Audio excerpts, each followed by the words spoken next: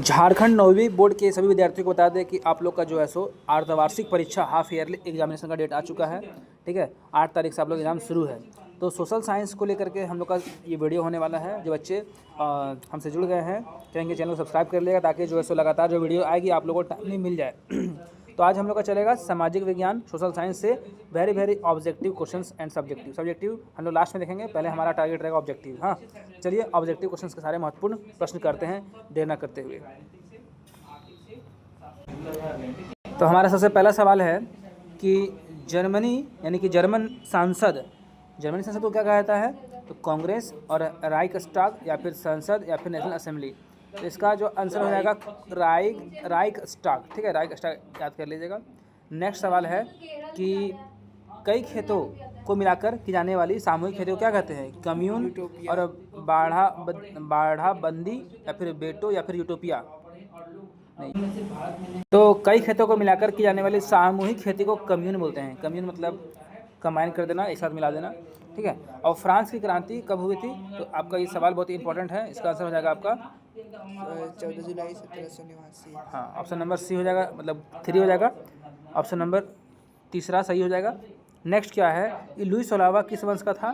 तो यहाँ पे है सो बुर्बो वंश। तो हाँ, आंसर हमारा बन जाएगा ये बुर्बो वंश का था। ठीक है, तो लुई 16वां बुर्बो वंश का था।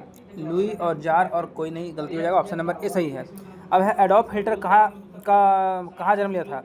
एडोल्फ हिटलर जर्मनी का शासक था, लेकिन वो जन्म कहाँ लिया था? ऑस्ट्रिया और जर्मनी, रूस और फ्रांस। ये जो है ना एडोल्फ हिटलर जो था वो जर्मनी में शासन किया, लेकिन वो जन्म लिया कहाँ? तो इसका आंसर हो जाएगा आपका ऑस्ट्रिया में वो जन्म लिया था। ठीक है, अगला सवाल है कि नाजी पार्टी की स्थापना कब हुई थी? तो 1918, 1921, 1922 और 1950। थोड़ा डेट याद रखना पड़ता है। इसका राइट आंसर क्या हो जाएगा? तो नाजी पार्टी का जो स्थापना हुआ था 1921 को हुआ था। ठीक है, याद रखिएगा, थोड़ा डेट में थोड़ा सा कन्फ्यूजन होता है हमेशा, याद रखना है। Nazi party 1921।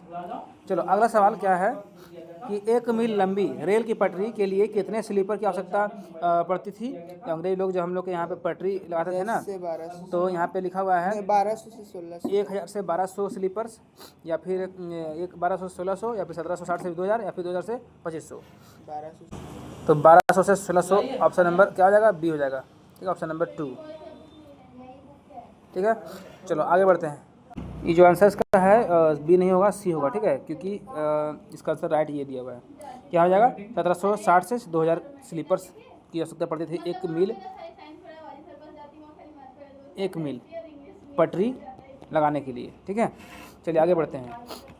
मध्य अमेरिका में झूम खेती को क्या कहता है? लादिंग, चेना, मिल्पा और पेंदा। तो यहाँ पे बोला गया है मध्य अमेरिका। तो मध्य एशिया नहीं है, अमेरिका उसमें मिल्पा कहता है। हमारे इंडिया में तो झूम खेती कहता है। ठीक है, लेकिन अमेरिका में क्या कहता है? मिल्पा। आगे देखिए, वाइमर गणराज्य की स्थापना कब हुई थी? तो 1 सितंबर नहीं सर, 1 सितंबर 1918 और 9 नवंबर 1918 और 20 अगस्त 1918 और 30 अक्टूबर 1918। सब में 1918 है, तो 9 नवंबर 1918 राइट हो जाएगा। अगला सवाल है कि सबसे अच्छे जंगल को क्या कहता है? तो सबसे अच्छे जंगल को बोला जाता है आरक्षित वन। ठीक है, सरकार की नज़र में होती है ये। चलिए, क्योंकि सरकार इसमें सुरक्षा करती रहती है। इसमें जो भी पेड़ पौधे काटेंगे, जानवरों को मारेंगे, तो उनको केस हो जाएगा। अगला सवाल क्या है कि क्षेत्रफल की दृष्टि से भारत विश्व का कौन सा स्थान पर रहता है?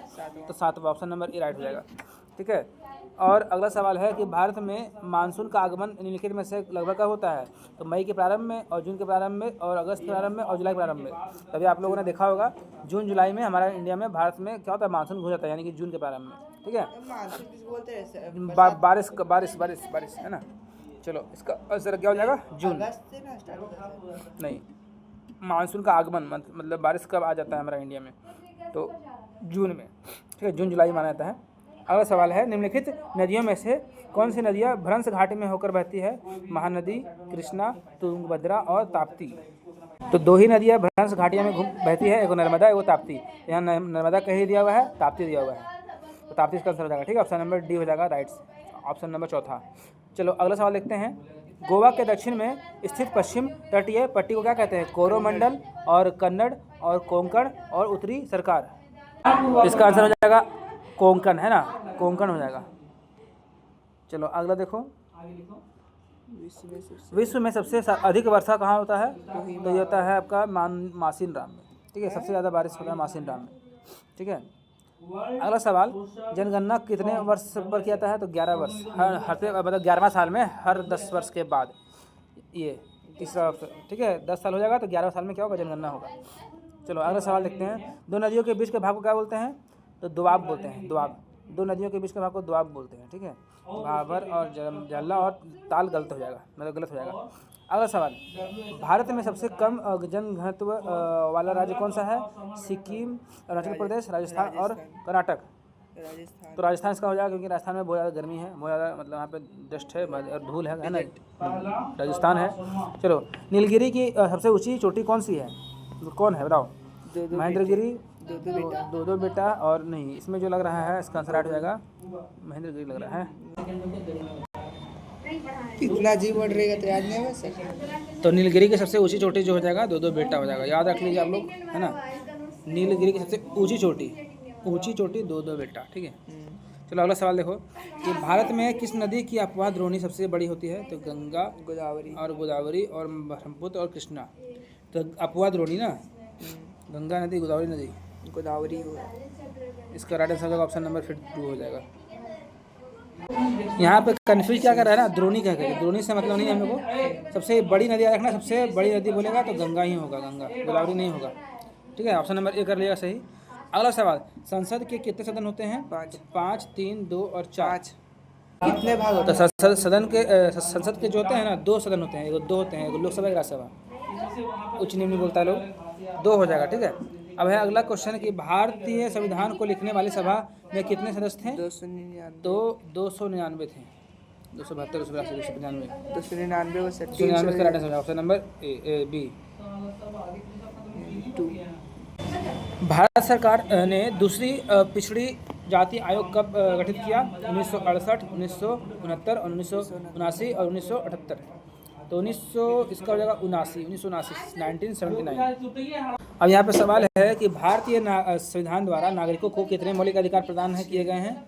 तो 5 है, 7 है, 6 है, 4 है। इसका आंसर हो जाएगा 6 हो जाएगा, ठीक है। पहले 7 था, जिसमें से संपत्ति का अधिकार हटा दिया गया, तब 6 हो गया, ये कट के अब 6 आ गया, ये खत्म, 6 आ गया, ठीक है। चलो अगला सवाल, लोकसभा में अनुसूचित जनजातियों के कितने सीटें आरक्षित हैं? तो आपका यहाँ पे हो जाएगा ऑप्शन नंबर 79, इसका याद रख लीजिए, ठीक है। 79 होता है लोकसभा में आरक्षित अनुसूचित जनजातियों के लिए सीट, ठीक है। चलो आगे बढ़ते हैं, भारतीय संसद के अंग नहीं है, कौन नहीं है? तो राष्ट्रपति नहीं है, या फिर राज्यसभा नहीं है, या फिर लोकसभा और सुप्रीम कोर्ट। भारतीय संसद के, तो संसद के जो होते हैं ना, संसद के सुप्रीम कोर्ट नहीं होते हैं। सुप्रीम कोर्ट हमारा एक तरह का न्यायालय कैटेगरी में आता है, इसीलिए इसको अलग रखा गया, ये नहीं होता है। बाकी इसमें राष्ट्रपति भी होते हैं, राज्यसभा होते हैं, लोकसभा होते हैं, सब संसद के अंग है, लेकिन सुप्रीम कोर्ट अलग हो गया। इस पे कोई अपना हुक्म नहीं चला सकता। अब देखो, राष्ट्रीय मानवाधिकार का वर्ग कार्य नहीं है। राष्ट्रीय मानवाधिकार का कार्य नहीं है क्या? सम्मान जारी करना और घटना स्थल पर अपनी जांच टीम भेजना, किसी सरकारी दस्तावेज की जांच करना, या फिर आरोपी को सजा देना। राष्ट्रीय मानवाधिकार का कार्य नहीं है कि आरोपी को सजा देना, ये कानून करता है। पालमपुर का मुख्य सिंचाई स्रोत क्या था? तो यहाँ पे कुआं था, है ना। तालाब और नहर और नलकूप नहीं हो जाएगा। अब राशन कार्ड कितने प्रकार होते हैं? तो होते हैं एक होता है लाल, एक होता है पीला, एक होता है वो वाला ग्रीन, हरा। हाँ, 3 को, तो 3 तरह के होते हैं, देख लीजिएगा। एक इसमें और आ गया, 3 तो था, पहले लाल था और पीला था और हरा था, लाल, पीला और हरा था ना, गुलाबी आ गया, 4 हो जाएगा, 4 ऑप्शन नंबर 2 में है, ऑप्शन नंबर 2 सही हो जाएगा। चलो अगला सवाल देखो, क्या मानव संसाधन किसे कहते हैं? तो जनसंख्या और व्यक्ति और समूह और परिवार। तो मानव संसाधन किसे कहते हैं? तो इसमें जो है सो परिवार हो जाएगा, परिवार, क्योंकि ये परिवार एक दूसरे पर निर्भर होता है ना, जहाँ निर्भरता हो गई वो क्या संसाधन है। चलो आगे देखते हैं, भारतीय संविधान इनमें से कौन सा अधिकार देता है? तो काम का अधिकार, पर्याप्त जीविका का अधिकार, अपनी संस्कृति की रक्षा का अधिकार और निजात का अधिकार। तो ये है सो कौन सा अधिकार देता है? कौन सा अधिकार? एक बार हम थोड़ा ऊपर चलेंगे, यहाँ पे जो है ना पालमपुर, ये मानव संसाधन किसे कहते हैं? तो व्यक्ति को कहते हैं, व्यक्ति ही मानव संसाधन है, ठीक है, क्योंकि व्यक्ति का क्या होता है, एक दूसरे का काम आता है, यानी कि हर व्यक्ति एक दूसरे पर निर्भर रहता है, इसीलिए व्यक्ति लिखा हुआ है। चलो अगला चलेंगे, इसको 2 कर लीजिएगा। और यहाँ पे बोला जा रहा है कि हमारा संसाधन, अगर हम लोग पढ़ेंगे संविधान में 6 मौलिक अधिकार है ना, तो अपनी संस्कृति की रक्षा का अधिकार उसमें लिखा हुआ है। ऐसा नहीं काम का अधिकार, पर्याप्त जीविका का अधिकार सब नहीं है। ये होता है शिक्षा का अधिकार, फिर होता है स्वतंत्रता का अधिकार, तीसरा होता है हमारा धर्म के विरुद्ध जो होता है ना वो शोषण के विरुद्ध अधिकार, ठीक है। फिर उसी में एक आ जाता है अपनी संस्कृति की रक्षा का अधिकार, ये उसमें मिलेगा हम लोग को। अगला सवाल है कि यदि आपको भारत का राष्ट्रपति चुना जाए तो आप निम्न में से कौन से फैसला खुद कर सकते हैं? अपनी पसंद के व्यक्ति को प्रधानमंत्री चुन सकते हैं, या फिर लोकसभा में बहुमत वाले प्रधानमंत्री को उसके पद से हटा सकते हैं, या फिर दोनों सदनों द्वारा पारित विधेयक या पुनर्विचार के लिए कह सकते हैं, या फिर मंत्रिपरिषद में अपनी संसद के नेताओं का चयन कर सकते हैं। इसलिए इसमें क्या होता है, राष्ट्रपति का काम क्या होता है, दोनों सदनों में जो भी पारित हो रहा है उस पर विचार करना, मतलब लोकसभा और राज्यसभा में क्या क्या हो रहा है उस पर पुनर्विचार करना राष्ट्रपति का काम होता है। ये करना हमारे अधिकार में हो जाएगा। अगला सवाल है कि भूखमरी और आश्रय का ना होना किसको दर्शाता है? असुरक्षा को, निर्धनता को, अपवर्जन को, या फिर आतंकवाद को। भूखमरी और आश्रय दिखाता है निर्धनता को, गरीब लोग में भूखमरी पाई जाती है, और आश्रय मतलब जहाँ रहने के, है ना। चलो अगला सवाल, और जो औजार, मशीन, भवन आदि को क्या कह सकते हैं? ये आपका अस्थायी पूंजी है, इसको हम लोग कहीं मतलब जो है ना ये सब अस्थायी पूंजी होते हैं। चलो सवाल नंबर 35, भूमि मापने का इकाई को क्या कहते हैं? गज, पैमाना, एकड़ और हेक्टेयर। तो हेक्टेयर बोलते हैं, तो इसमें क्या हो जाएगा? हेक्टेयर। ऑप्शन नंबर 4 हो जाएगा राइट, ठीक है। अगला सवाल है कि भारत में 11 से 12 के आसपास में, 2011 से 12 के आसपास में निरंतर रेखा कितना था? तो 22.2%, याद रख लो सब, ठीक है। अगला सवाल, भूमि के पश्चात उत्पादन का दूसरा कार्य क्या है? भूमि, आपके पास जमीन आ गया, जमीन में क्या कीजिएगा? पूंजी इन्वेस्ट कीजिएगा, तो पूंजी होगा, ठीक है, ये दूसरा काम हो गया। अब पूछता है पूंजी के बाद क्या है? तो श्रम, मतलब मजदूरी करना, उसमें मतलब मेहनत करना। तीसरा सवाल, नेक्स्ट सवाल है, स्वतंत्रता के बाद किस क्षेत्र में आत्मनिर्भर होने का भारत का लक्ष्य रहा है? हथियार का, पूंजी का, और खाद्यान्न का, आवास का। तो हमारा देश आज़ाद हुआ तो खाद्यान्न यानी अनाज उगाने को ज़्यादा मतलब आत्मनिर्भरता माना गया था, कृषकों को ज़्यादा ध्यान पे रखते हुए हरित क्रांति लाई गई थी, तो खाद्यान्न हो जाएगा। सवाल नंबर 39 है, उच्च न्यायालय और सर्वोच्च न्यायालय द्वारा सरकार को जारी किया गया एक औपचारिक लिखित आदेश क्या होता है? ज्ञापन, रिट, किट और एमनेस्टी। इसका आंसर हो जाएगा रिट, ऑप्शन नंबर 2 हो जाएगा। आखिरी सवाल है कि मोती लाल नेहरू ने कांग्रेस के 8 अन्य नेताओं ने पहली बार भारत का एक जो बैठक किया था, कब किया था? 1928 में। हम लोग कल पढ़े थे ना मोतीलाल नेहरू बारे में, वो चीज़ है। इसी प्रकार से हमने करीब 40 इंपॉर्टेंट क्वेश्चन किया, आप लोग इसको याद कर लें, यहाँ से क्वेश्चन एग्जाम में आपको देखने को मिलेंगे, ठीक है। बाकी थैंक यू, फिर मुलाकात होगी नए वीडियोस के साथ।